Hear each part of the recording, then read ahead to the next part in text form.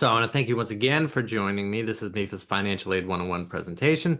My name is Jonathan Hughes. I'm the Associate Director of College Planning at MEFA. And joining me is Meredith Clement, who will be assisting me answering questions behind the scenes. So as we go, you will have questions, I'm sure. And if you could submit them through our Q&A feature. Again, Meredith will be answering those questions and may break in to alert me to some questions that may come up if they are pressing. So, you know, take advantage of that. Before I head into the main sort of body of the presentation, I just want to let you know that you can connect with us via email. This QR code will send you to our email sign-up sheet.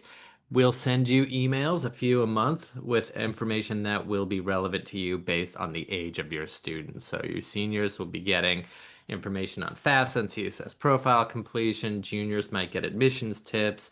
Younger families or families with younger children may get savings presentations and the like. So you understand the concept. Just go ahead and scan that and it will take you to our email signups. You can also connect with us on social media. Here's all of our social media information, our Facebook, Instagram, X, LinkedIn, YouTube, where we post all sorts of videos, and our podcast as well. So, just sort of the overall theme here is that aside from this presentation, which we're going to do, we are here for you in any way that it is convenient for you to be in touch with us with any questions that you may have. Now, I already mentioned during this presentation that you can submit questions through the Q&A. Chat's been disabled, so if you have questions, again, use that Q&A feature. You can also have a live transcript show up if you want to do that. Now, about MEFA. MEFA is the Massachusetts Educational Financing Authority. We were created by the Commonwealth of Massachusetts back in 1982 with a public service mission to help families to plan, save, and pay for college and career readiness. And we do that in a variety of ways. So, we help folks to pay for college by offering a fixed interest rate educational loan, something that we still do. We were created to do that, and so we've been doing that since 1982. Of course, since 1982, as the cost of college has continued to rise, it became necessary for us to add some more things. So we have savings programs like the Massachusetts 529 plan, U Fund, and the prepaid tuition program, the U Plan. And then that is how we help folks to pay and save for college, and how we help plan for college is by doing what we're doing right now. So free guidance and outreach, sign up for our emails, make a one-on-one appointment with one of our counselors. All of that stuff is free, and you should consider MEFA as a free resource for you, whether you're ready to go to college or not, whether you live in Massachusetts or not, or whether you're going to college in Massachusetts or not. We're here to help everybody. Between now and the time your student goes to college, you will have questions. So again, please feel free to reach out to us. In terms of what we're going to be talking about today, this is our Financial Aid 101. So we're going to talk about what financial aid actually is, what we're talking about when we talk about financial aid. So the types and the sources, where does it come from? And then, of course, the application process, which I think a lot of you probably are running up against now. What forms do you need to file to get financial aid, and how do you need to file them, and what will they ask? Once you do those forms, and the college or the state or the federal government are looking at that information, how do they determine how much financial aid you're eligible to receive or going to receive? And then once you get a financial aid offer from a college or a number of colleges, and you have a balance due, how can you pay for college? So, I've been working for MEFA for over almost 25 years at this point, and the most common question by far that I get is from parents: how do people do this? Like, nobody really knows until they get to this point. How do other families pay for college? And we'll talk about some ways that folks do that. And then finally, right after this presentation, what can you do now to prepare for this process? So again, keep the questions coming. Meredith will be able to answer, and I'll be checking in periodically. So we're going to get started right ahead with types and sources of financial aid. So what is financial aid? Very simply put, it is money to help students pay for college, and it comes in three main varieties. The first of which is grants and scholarships, or gift aid. This is the best kind of financial aid that there is. because it is gifted. It doesn't have to be repaid. So it's just something that is there to help you pay for college, comes right off the bill. And we'll talk a little bit about the difference between grants and scholarships soon. But when you get your financial aid offers from your colleges, hopefully you see maybe some grants, maybe some scholarships, maybe both. So it's the best kind of financial aid that there is, and hopefully you get a good amount of it. The second type of financial aid is federal work study. And this is money set aside for a student to be able to earn by working a job on campus. So again, this is something that is going to show up on your financial aid award letter from colleges. And it'll have a certain amount associated with it. That amount is the amount that the student can earn throughout the year by working a federal work study job. So, if you see an award amount on your letter and you want to claim your federal work study, just know that the student has to find a work study job and work the hours over the year. They'll get paid in a paycheck just like any other job. If they don't do those things, you don't actually get that money. So you have to earn it throughout the year. Colleges may take different tacks in how they sort of communicate with their work study students. If you have a work study offer on your award letter and you don't know what to do next, contact your financial aid office. Some colleges, for instance, may expect the student to go and find a work study job on their own, or some might be a little bit more proactive in reaching out to students and saying, here are the listings for work study jobs and go and apply and find one of these jobs. So if you're not quite sure what to do next, talk to your financial aid office. And that's something that you'll hear me say throughout this roughly 1 hour presentation is to consult your financial aid office with any questions. They are a resource for you. The other thing I want to say about work study is that if you don't see a federal work study offer on your award, that doesn't mean that there aren't jobs that the student can get and earn money while they're in college. So just if you don't see it, there are still jobs available. The final type of financial aid that we'll talk about are federal student loans. And of course, people sometimes get a little confused why loans are considered financial aid when you have to pay them back and you have to pay them back with interest. And certainly, I don't mean every loan that you might get is to pay for college is financial aid. I'm really speaking about one particular program, which is the Federal Direct Student Loan Program. The This is the only type of loan that is considered financial aid. In fact, it's the only piece of, I think, blanket advice that MEFA gives to everybody is that if you are going to be borrowing anything to pay for college, you should start by taking the federal direct student loans first, as they are the best options for students. And we'll go into why that is in just a minute. But those are the three main types of financial aid. So grants and scholarships, the best kind of financial aid, federal work study, money earned by working a job on campus, and federal direct student loans.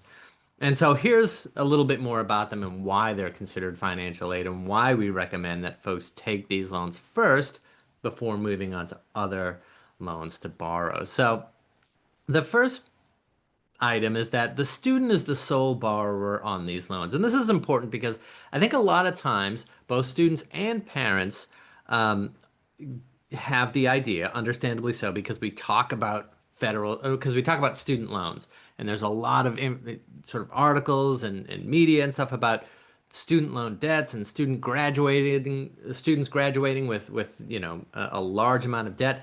It leads people to think that students can borrow whatever it is that they might need, no matter the amount, in their own name, as long as they promise to pay back after college. That's really not the case with most loans. Most loans, aside from these federal direct student loans, need to be credit approved. And most students don't have the credit history in order to be approved for them. So the first sort of benefit with these loans is that there is no credit check to be approved. A student is basically awarded these loans by filing their FAFSA. So the vast majority of students will qualify for them if they just file their FAFSA. They come in subsidized and unsubsidized varieties. So what does that mean?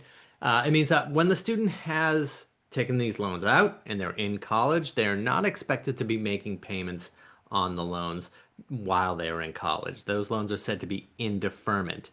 On a subsidized loan, What that means is that the government is actually paying the interest while the student is in college. So no interest is accruing on the amount that they borrowed while they're in school and not making payments.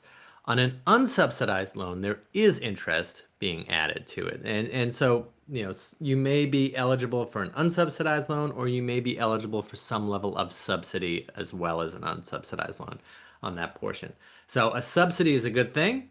It keeps your costs down, and it is something that is really not found with most other loans. So this is another benefit for these federal direct student loans. There's interest rate is fixed for the upcoming year. It is 6.39% fixed interest rate. And so, this will be the interest rate always for this particular loan. Next year, when you go to borrow a loan, it will probably have a different interest rate, and that interest rate will be fixed. So the interest rate is fixed on these loans. Now, I want to draw your attention to the sort of image on the right here. These are the loan limits that students can borrow in their own name. So you see they're only eligible to borrow a certain amount. For freshman year, students can borrow up to 5,500, sophomore year 6,500, junior year 7,500, and it stays again at 7,500 for a senior year. So if you take all of the loan money from the federal direct student loan program that you're eligible to borrow, the student would graduate with about $27,000 of debt in their own name. This is very important. These are part of the financial aid offer as well. So this is why, in addition to these loans, if you have a balance due, people may look to other sources for borrowing. That's okay, but we do recommend, again, that you take these loans first before moving on. But this last point is really sort of the biggest reason to me why these loans are considered financial aid and why they benefit the student. Again, you have no payments while the student is enrolled in college. If you graduate and you take all the money, you have $27,000 or so in debt, you start repaying that 6 months after the student graduates or leaves school. And the standard term to repay that is 10 years. So if you borrow that amount, you're taking 10 years to repay it at around this interest rate, you're going to pay about a $300 a month monthly payment to pay these loans off in 10 years. If that's not a problem, if you can easily do that, then great. If you would like it to be lower, there are ways that you can get this monthly payment amount lower that don't exist in other types of loans. So this is really a big benefit for federal direct student loans. You can stretch that repayment term out to 20, 25 years or so, make the monthly payment as low as 10% of your discretionary income every month. You can basically fix it to a certain level of your discretionary income every month. Again, not something that's available with most other loans. And if you choose to go back to school, whether it's graduate school or if you take a leave and you go back to your undergraduate program, you can put those loans back into an in-school deferment.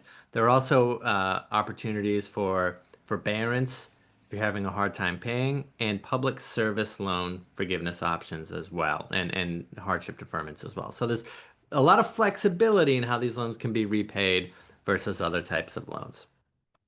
Okay. Now, as far as where financial aid comes from, we've talked a lot already about the federal government. So you may have heard of programs like the Pell Grant. Work Study is a federal program because they allocate dollars to the college, and then the college chooses their work study students. These federal direct student loans, there are tax incentives and credits that you can claim for paying tuition as well. So a lot of financial aid comes from the federal government, and the website that details all of these programs is studentaid.gov. The state that you live in also gives out a lot of financial aid, and of course for us it's Massachusetts. So programs that you may have heard of from the state of Massachusetts include things like the Mass Grant, the Copeland Scholarship, the Mass No Interest Loan, and the John and Abigail Adams Tuition Waiver. And OSFA is the Office of Student Financial Assistance in Massachusetts. They manage the Massachusetts State Federal financial aid programs. And you qualify for these programs in the most part by filing your FAFSA. That's both for federal and state programs. The colleges and universities also give out a lot of financial aid, mainly in that gift aid realm, so grants and scholarships from colleges and universities. Some have loan programs as well. And just to give you an idea of the amount of financial aid that is sort of awarded based on these sources, $190 billion in the most recent year that we have data for, which is 2023, 2024. So I like to point that out because people do have the idea that college can be very expensive. That's true. But what is not as well understood is how much financial aid is granted every year. There's a lot of it. Um, and finally, I want to sort of finish talking about outside scholarships. So these are scholarships from outside organizations, um, businesses, foundations, things like that. You can apply for outside scholarships in your senior year. You can apply for them in your junior year of high school. You can apply for them through college. So there's all different types of scholarships that have all different types of criteria. For local scholarships, we typically recommend that students talk to their high school counselors as they are typically the best resources for what local businesses and organizations are offering. And for national organizations or companies, you can go and use a scholarship search engine online. Only use free scholarship search engines. You should not have to pay to do one. There are plenty of free, reputable, and effective scholarship search engines. And the way those work is basically the student would go in and create a profile, and based on their profile, they would be filtered the opportunities for which to apply. So a few examples of these search engines, you can find some on mefapathway.org, fastweb.com is a site that we refer to as well, and bold.org. That's not by no means an exhaustive list, but just a few that you might want to be aware of. Okay, now as how financial aid is awarded, there's two main ways. The first is merit-based. And when you think about merit-based aid, I want you to think of scholarships.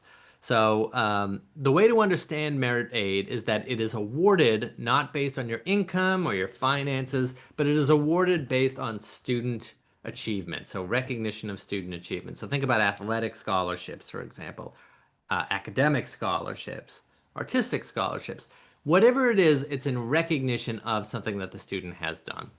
So the thing to understand about this, the first thing that is that mainly we're talking about colleges giving these out. So everything that the federal government does, none of that is merit-based aid. So that's all need-based. Most of what the state of Massachusetts does, for example, that's not merit-based either. So most merit-based scholarships come from the college or university.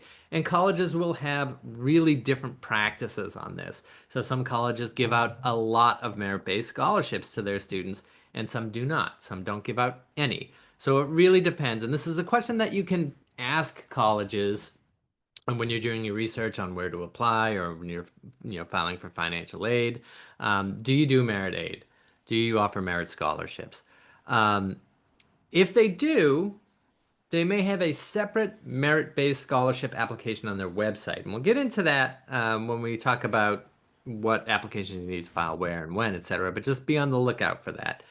The other thing you want to make sure that you are aware of, if you see a merit-based scholarship on an offer, you're going to have to apply for financial aid every year, and you're going to get an offer every year. Um, and so it might be worth asking a financial aid office, is this an academic scholarship that can be renewed from year to year? Is it just a freshman year scholarship, or can it be renewed? If it can be renewed, what does the student need to do in order to renew it? So they may have to maintain a certain GPA. There may be some other benchmarks that they have to fulfill. You just want to make sure that you know what they are so that they can do that. So that's merit-based aid. Most financial aid granted in a year is not merit-based, but it's need-based financial aid. And that's based on the family's financial need or their financial eligibility. And how is that determined?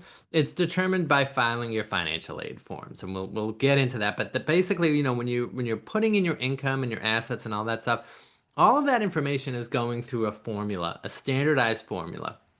So it's the same for every family. And at the other end of that formula, they come up with a number that they feel that you can afford to pay for college. So it assesses your financial need. Examples of need-based financial aid include things like grants, subsidies on those federal loans. So not the loans themselves, but the subsidies on those loans. So do you qualify for a subsidy on that federal direct student loan? and your eligibility for work study as well. So most financial aid types are based on need. And also, even though that's true, you need to be maintaining satisfactory academic progress in college as you're moving through. And the college has to certify that you are indeed passing your courses and moving towards your degree completion in order for them to continue to qualify you for financial aid. Okay. Now the application process. Are there any questions that we should address, Meredith? I think we're good for now. Yeah, there's one Okay. question I'm writing back, but yeah, I think we're good for now. You can keep going. Thanks. Yeah, thank you. Okay. So now it comes to the application process. Before we get into the actual applications, I just want to make you aware of the general timeline of when you should be doing these things. So the first thing that I want to say is that if you take nothing away from this entire presentation, the thing that you should remember is that deadlines are really important in this process, right? So every college is going to have their own deadlines in terms of admissions deadlines, so their applications, but also financial aid application deadlines. So every college that you're applying to that you want aid to attend needs a FAFSA. And we'll talk about the FAFSA in just a minute, but it's the free application for federal student aid, and every college is going to get one, and every college sets their own FAFSA deadline. Uh, Colleges may want, in addition to that, another form, maybe two other forms, if they have a separate merit-based application.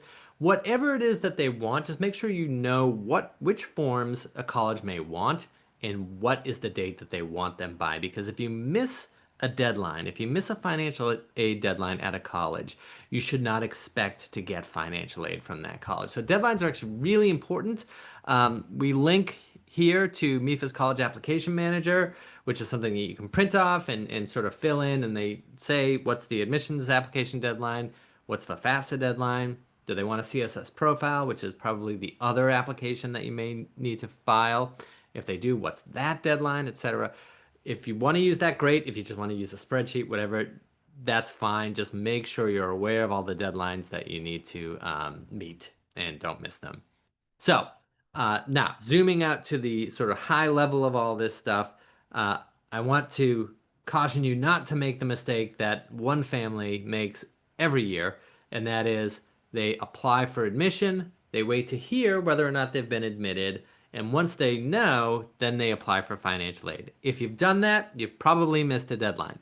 So your financial aid applications and your admissions applications, both of those things should be happening at the same time. So again, just research your deadlines, you should be fine, but your financial aid applications and your admissions applications should be moving concurrently. There's a couple of different sort of time frames that you may be looking to apply. So there are standard applications, standard deadline applications. So if you're applying regular decision to colleges, you may have a financial aid deadline in February or March. So sort of, a month or so after the regular decision admissions deadline, perhaps. If you're applying early action or early decision, you're going to have earlier deadlines for both admissions and financial aid for the most part. So I want to talk about the difference between early action and early decision for a minute. Early action is simply that you're applying early and you want to know early whether or not you've been admitted. Early decision is what's called a binding decision. So you're applying early, you want to know early whether or not you've been admitted, but you're taking it a step further and saying that if the college admits you, then you are committing to attend that college. And so, a lot of people apply early action, and that's fine. People also apply early decision, but if you're applying early decision, you just want to be careful that you understand what you're agreeing to, right? So you should, first of all, only be applying early decision, if anywhere, to one college, because, committing to attend a college if they admit you is really only a commitment that you can make to one college. And the other thing is you should be absolutely sure that this is the college that you want to go to, because you're committing before you're seeing other offers, and you're committing before you're seeing actually a final financial aid offer from the college that you're committing to attend as well. Now, there are ways that you can kind of estimate what your financial aid might be, and you should do that if you're applying early decision anywhere. But it's never going to be 100% until you get that financial aid offer. So just do that carefully. The FAFSA is the really important application. It's the free application for federal student aid. It is required by all colleges. It's required to be filed if you want financial aid from the federal government. If you want financial aid from the state of Massachusetts, you need to file the FAFSA or whatever state you're living in. And oftentimes, colleges will just use the FAFSA as their financial aid application. So it's really important that you file it. You have to complete one every year that you want aid for.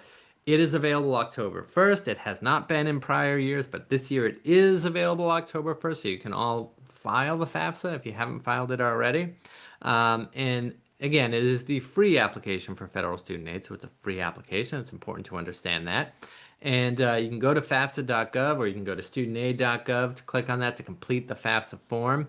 One thing that we'll tell you is that it is highly recommended that the student starts filing the FAFSA. So oftentimes the student and the parents are going to have to file a FAFSA.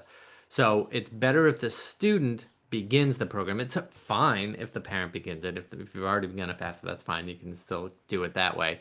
But in terms of flow for the application and things like that, it's just a bit easier if the student starts it. They will start and complete their portion and then send a link to the parent to complete their portion. And so once a FAFSA has begun to be filed, you have 45 days to complete filing it. So you don't have to sit down and do it all together in one sitting. But after 45 days, if it hasn't been completed, it will be deleted and you'd have to start that process again. We have a lot of information on the FAFSA. We have a Understanding the FAFSA webinar that you can watch that's recorded on the MEFA website, and there's the QR code to get there. The first thing that you should do if you haven't filed a FAFSA, you haven't done anything in this process yet, the first thing even before beginning a FAFSA is to get your FSA ID. This is going to be a username and password that the student needs to sign in and start completing their FAFSA, and that any other contributor to the FAFSA needs. So if the parent needs to file a FAFSA, then a parent needs an FSA ID. Now, it could be that each parent needs their own FSA ID, or it could be that one parent needs an FSA ID. I'll talk about that in a minute. But how you get it is you go to studentaid.gov and you click on Create an Account. And it should be about 5 minutes. You know, you put in your information, you set up security questions. This username and password is going to be tied to the individual. So, you know, the one that the student sets up will always be tied to the student year after year after year. Same thing with the parent. The only piece of information that you absolutely have to have to set up an FSA ID is an email address, well, name, date of birth, email address, etc. That is, you don't need a social security number. In years past, you did. You don't need one to get an FSA ID now, which is good, which means you can submit the FAFSA online, because in order to submit the FAFSA online, you do need an FSA ID. So you set one up with a username and password and your email address, and you should be all set to go sort of directly after that to start filing your FAFSA. So who needs an FSA ID? The student always needs one. And if the parent is going to be contributing their information to the FAFSA, which oftentimes, most times they are, a parent needs an FSA ID. As I said, sometimes each parent needs one, sometimes only one. And it depends on the circumstance. So if there's only one parent who's going to be filing, obviously, you know, if it's a single parent or a divorced or separated parent and only one parent is on there, then of course this is going to be one FSA ID for the parent. If there are two parents and the parents have filed their taxes as married filing jointly, then again, only one parent needs to file an FSA ID. If they have filed separately, if there are two parents that are married but filed separately or didn't file, then each parent needs their own FSA ID. So that's a little bit tricky, but I will tell you in 99% of the cases, that is probably the trickiest thing about filing the FAFSA, is just navigating this sort of small question about how many parents need to get an FSA ID. So once you've done that, you can file the FAFSA. What is actually on the FAFSA? What are they going to ask you? First thing, so general information, as I said, name, date of birth, social security number, etc. Student citizenship status. So in order to be eligible for aid from the federal or from the federal government or oftentimes the state government, the student needs to be a U.S. citizen or eligible non-citizen to receive financial aid. Not that the parents have to be, but the student has to be. Students who are undocumented or have um let's say maybe a complicated immigration status, maybe things are in flux, maybe they're getting their green card, but it hasn't arrived yet. In the state of Massachusetts, they may be eligible for some Massachusetts programs for financial aid and Massachusetts in-state tuition at public colleges as well. But if you don't live in Massachusetts, it's a question for your state. So that needs to go on the FAFSA. The colleges that the student is applying to need to be listed on the FAFSA so that the information from the FAFSA can be sent there. And there's room for up to 20 colleges for the student to list. Uh, which parents need to be included on the FAFSA? So all married parents, each of those married parents need to be listed on the FAFSA. That's same-sex parents if they're married as well. Um, all parents who live together, whether they're married or not. So it's a situation where the parents live together, they're together, it's all one household, but just the parents aren't married. In that case, each parent again will be listed on the FAFSA and their income and their assets will be looked at as part of the formula. In the cases of divorced or separated parents, the FAFSA is looking for information from the parent who provided more financial support to the student in the last 12 months. And if they are married, if they're remarried, then their current spouse as well. So again, think about household. They're really looking for what is the household? How many parents are in the household? If it's just in divorced or separated parents, hasn't remarried, it's just that one who has provided more financial support in the past 12 months. But if they've remarried, it's that person and their current spouse as well. Now, of course, this drives a whole bunch of questions as to how can I possibly figure out which parent has provided more financial support to the student. And really, this is something that they want you to figure out. The guidance that we've received from the federal government on this is, you know, you could say that I had paid for an extra cup of coffee over the past 12 months. Therefore, that put me over, and I'm the parent who has contributed more to financial support in the past 12 months. They're really asking you. If you can't make a determination as to who that is, then they want the parents, they want the parent with the greater income and assets to be listed. So again, they're putting this on you to figure out who that is. And if you're in a legal guardianship as a student, legal guardians are not considered parents, so they're not to be listed on the FAFSA. And students then are being treated as an independent student and not expected to put parent information on the FAFSA. So they're just going to be looking at that student information. Also, they're going to ask you for the number of people in the household.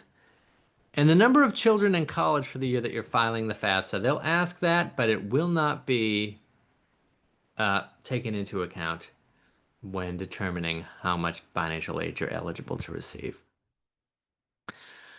Now, I'm talking about information being put on the FAFSA. What information? Financial information, essentially. And when you're thinking about financial information, think about it in two big buckets. There's income and assets. So to break it down a little bit further, there's parent income, parent assets, student income, and student assets.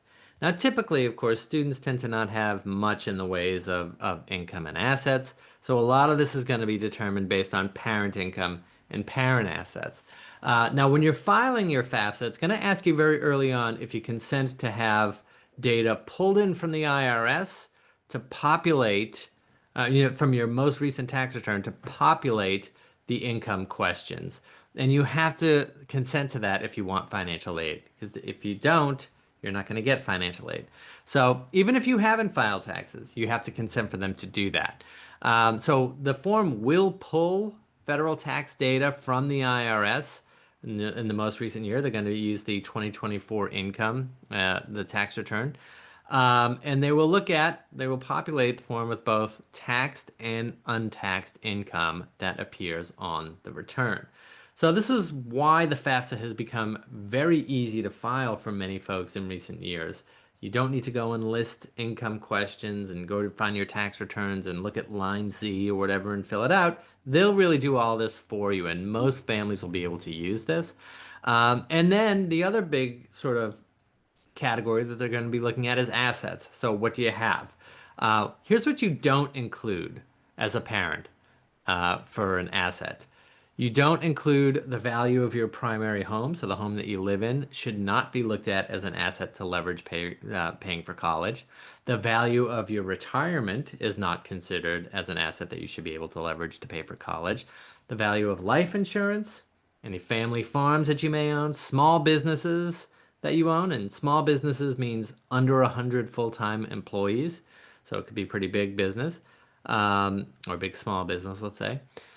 Any commercial fishing businesses as well. So you don't look at those things. They don't look at those things as to what you should be able to use to pay for college. What do they look at? They look at things like what is in your checking and savings account the day you file the FAFSA. If you have second property that you own outside of your primary residence, they'll look at that as an asset. Any investments that you may have, things like 529 plans, CDs, mutual funds, investments, that's going to be looked at as an asset as well. Child support also, child support received is considered an asset. So debt is not reported anywhere in the FAFSA. They look at what you have and what you make. The only place debt shows up is on reported assets. And what that means is that if you've got a second home, for example, and you're expected to list that as an asset on the FAFSA, what value is it? What the value is, what the free market value is at the moment, minus whatever you owe on it. So if you have something that's valued at $500,000 and you owe 200,000 on it, then you should say that that property in this case is worth $300,000. I'll also say that the vast majority of the weight of the calculations in this formula fall on income and not assets. So just to let you know that. Now, there's another financial aid application that many of you may be filing. So as I mentioned before, the FAFSA goes to every college, and many colleges just use the information on the FAFSA to base their need-based financial aid on. But a lot of other colleges want an additional form, the most common of which is the CSS profile. The CSS profile is in use for, I think it's over 200 colleges across the country. So you should go to your financial aid website to see if a college requires a CSS profile, and again, what date that they need it by so that you can file it. The biggest difference between the profile and the FAFSA, so let me just back up before I get into that. Why might a college ask for a CSS profile? The CSS profile is actually older than the FAFSA, predates federal aid. So these are from colleges that actually give out a lot of their own money, and they want more information than what the FAFSA can give them to make sure that they're spending their money wisely and allocating it to those who need it most. So they're going to ask more information than the FAFSA does. There's been a lot of work to simplify the FAFSA and make it as easy as possible to file. And CSS profile is going to be a little bit more exhaustive of a form. The biggest difference in kind between the FAFSA and the profile is that right away the CSS profile is not a free form. It costs $25 to file your first CSS profile and then $16 to each additional college that you list. However, I should say that there are fee waivers available, and if a family makes less than $100,000 or meets other criteria, they won't be charged that fee to file. This also becomes available October 1st, so it's available now and can be filed now. A couple of other big differences between the FAFSA and the profile. The FAFSA, the profile probably will ask you to list certain things that the FAFSA won't. So the profile will ask you to list the value of your primary home. It will probably ask you to list the value of retirement, though it may not take that into account right away. And it will ask you for, aside from just 1 year of income, it'll say, okay, what did you make last year? What are you making this year? What do you expect to make next year, etc. It's just going to try to ask more questions and get a more complete picture of your finances than the FAFSA will. That doesn't necessarily mean you're going to get less money, though. That's important to state. I think that the stats are pretty clear that that's not the case. The other big difference between the FAFSA and the profile comes with divorced or separated parents. So as I said, the FAFSA, they're only looking for information from that parent that has offered more financial support. The other parent is not anywhere in the FAFSA. If you are divorced or a separated parent filing your profile, they probably will expect the non-custodial parent to file a non-custodial CSS profile. So they're looking for information then from the parent that the student lives with, and if they've remarried, that spouse as well. Also the non-custodial parent, and possibly that non-custodial parent spouse as well, if that's the situation. Now there's a waiver that you can apply for if there's no contact with that other parent, or if it's a safety issue or something like that. There's a process that you can apply to the college and say, listen, it's not really going to be possible for my non-custodial parent to do that, and the college will make a determination whether or not you qualify for that waiver, that non-custodial profile waiver. Now, after you apply, the information gets to the federal government for the FAFSA and then to the colleges. The CSS profile, it goes straight to the colleges. You'll receive a FAFSA submission summary by email and a notification, a confirmation from the profile as well. They determine they determine the financial aid offer based on the information that you list on those forms. I do want to say one word about verification. This is something that happens to students. This is they've received your forms, they have a question, and they need to follow up with you on something. Now, I got really only two pieces of advice as far as verification goes. The first one is just make sure that you or the student or somebody is looking for communications from the college after you apply.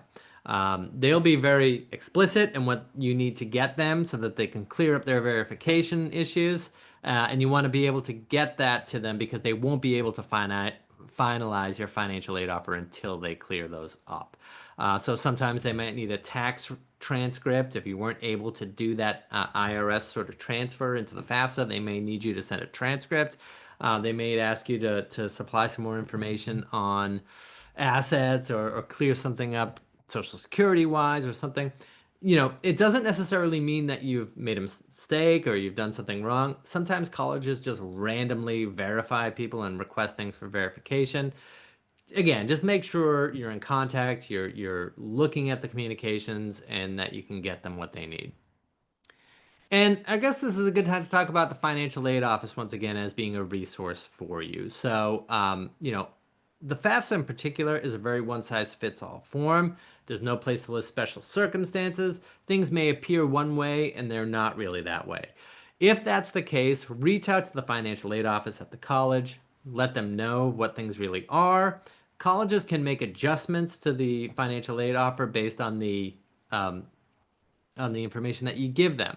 It's up to the college to do that, and each individual college will make that determination, but it is something that they do.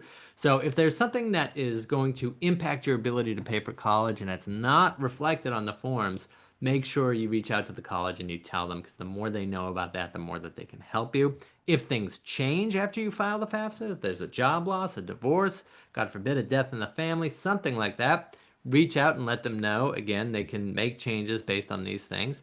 And if you get your offer and you want to appeal and you want to ask for more money, you can do that too. So the financial aid office, as I said, is a resource for you. Call them, email them, find whatever way is convenient for you to reach out to them. Okay. Now, once colleges get all this information, how do they determine what your financial aid will be? To think about this, we have to step back to talk about the financial aid formula. And I want you to think about two numbers in your head. So the first one is going to be called the cost of attendance.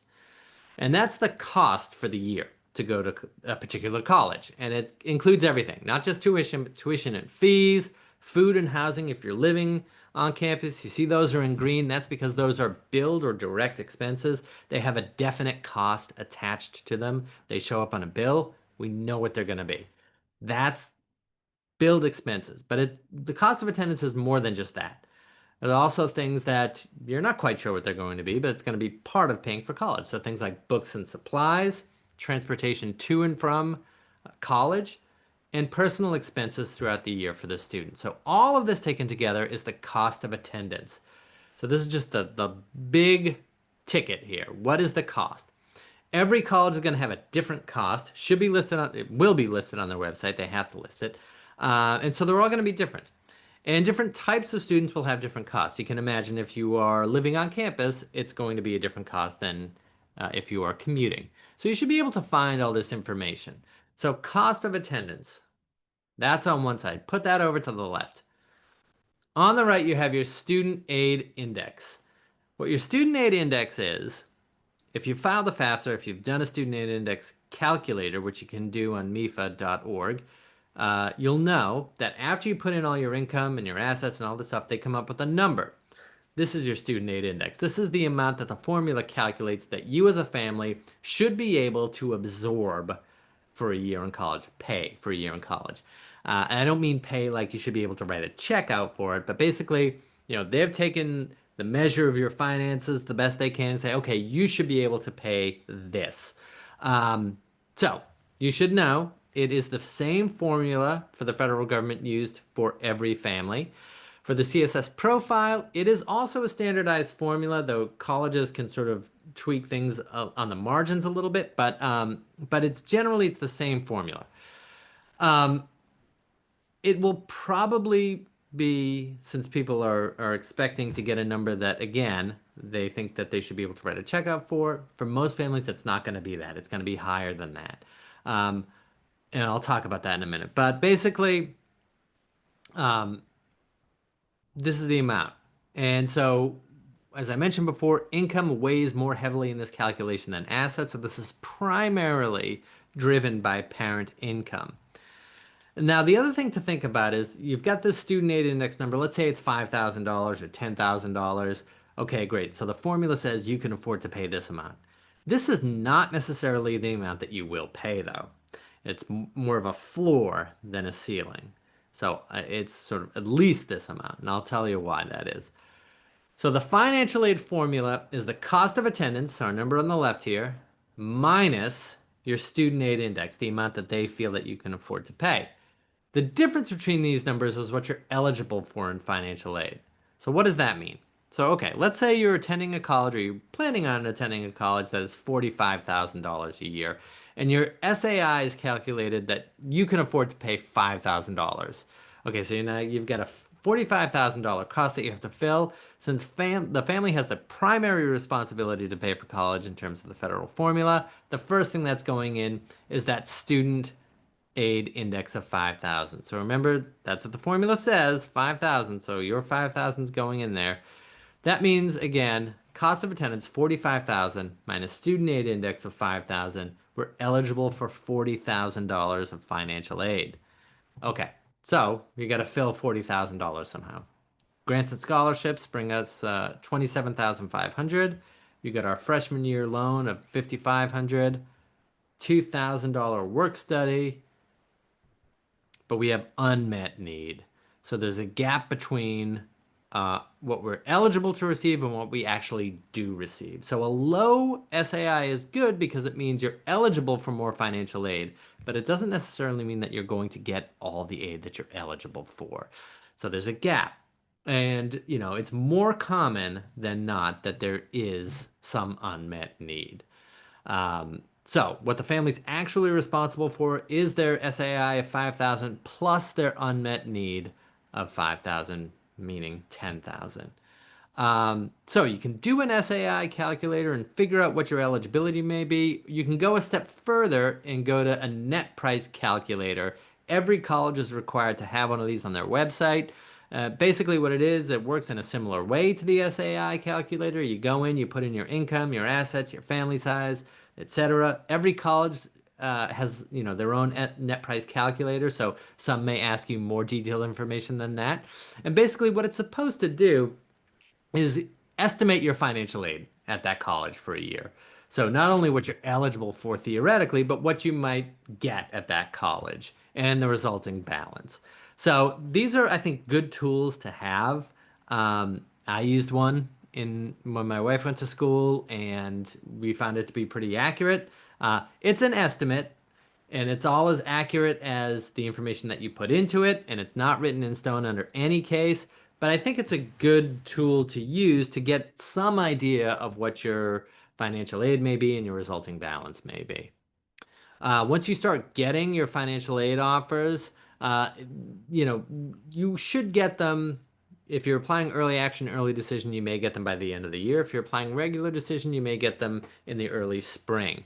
And so around that time in the early spring, we have actually a campaign that we do to help people who have been receiving financial aid offers to compare them because they can be difficult to compare. So, you know, just because you're eligible for the same amount of aid at three different schools, for example, doesn't mean you're going to get the same aid there.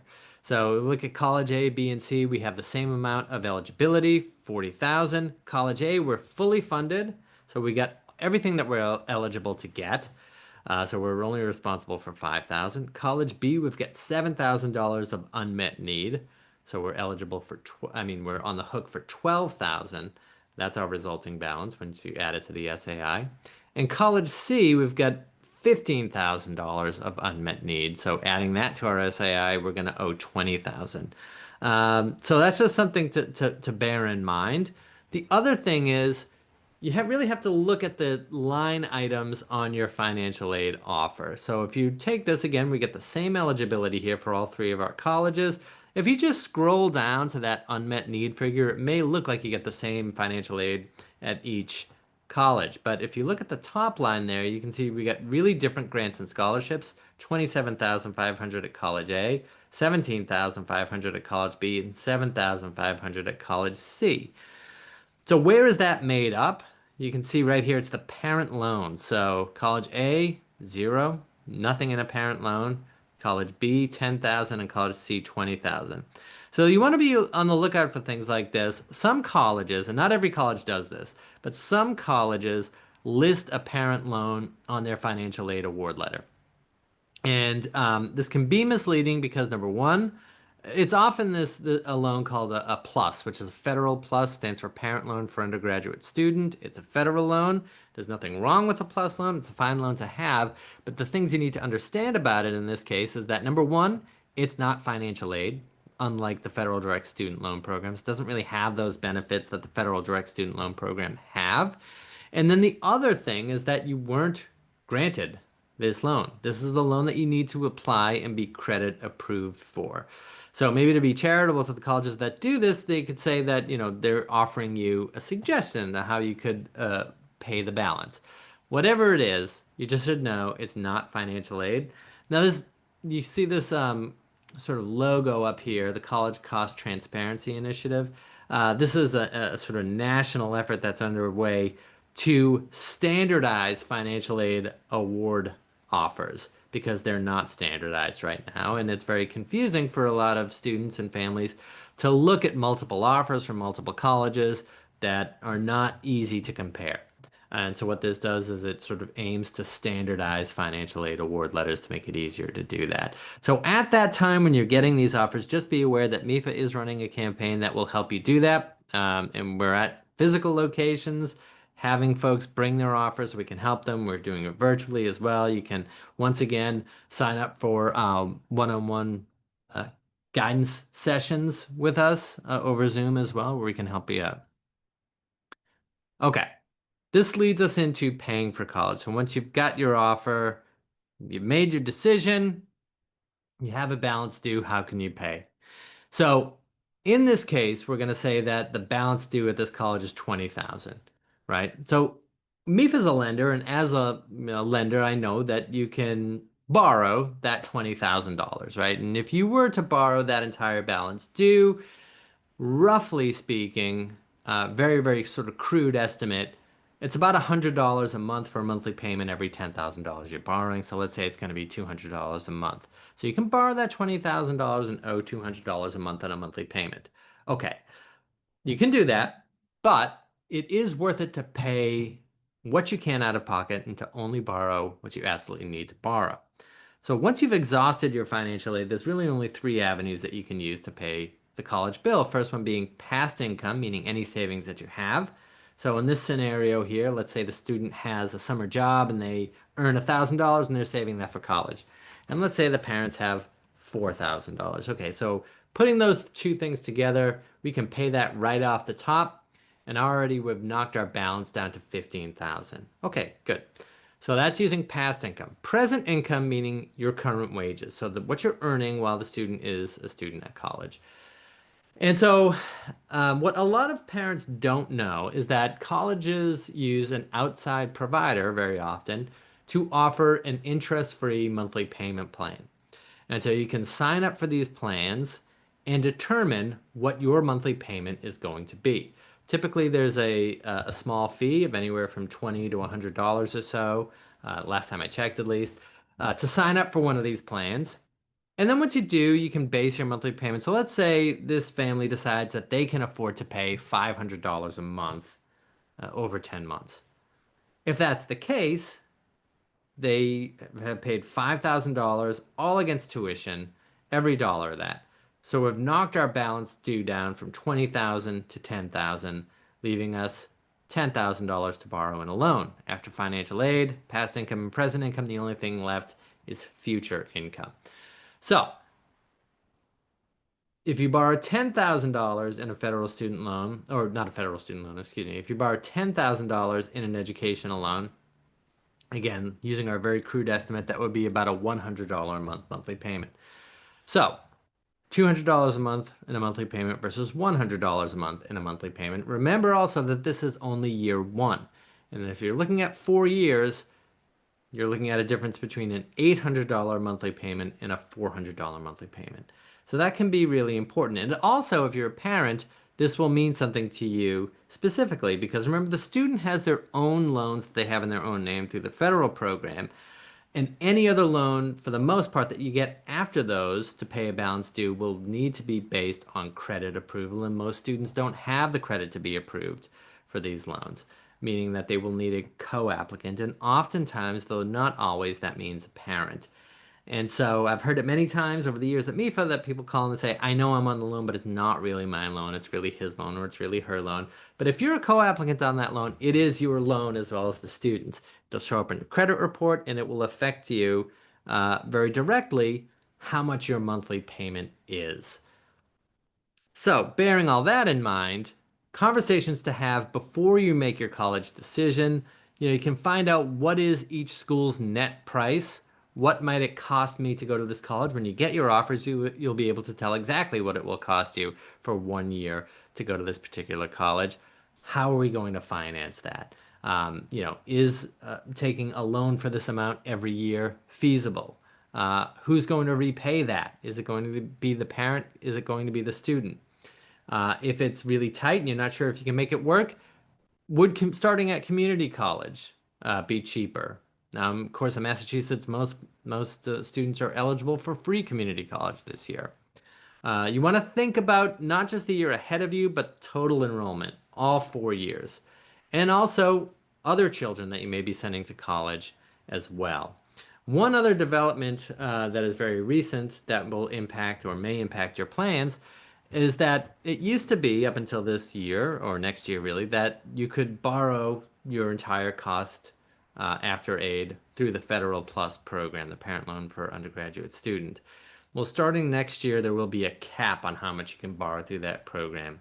And it'll be $20,000 per student, per undergraduate student, and $65,000 total. So, that would probably impact your plans if you're looking to borrow for 4 years. If it's over 20,000 a year, or if it's going to bring you to over 65,000 total, this could be important. In terms of the state level, there's a lot of new financial aid expansions, which is really exciting. You can go to OSFA and take a look at that. You can go to mass.gov/free and affordable college. So some of the programs we've mentioned already, things like Mass Educate, which is the free community college program in Massachusetts for all students. Really, really exciting. Mass Reconnect, free community college for all adults over 25 years of age if they hadn't already earned a bachelor's degree. There's some expansions of existing grant programs like Mass Grant Plus and Mass Grant Plus Expansion.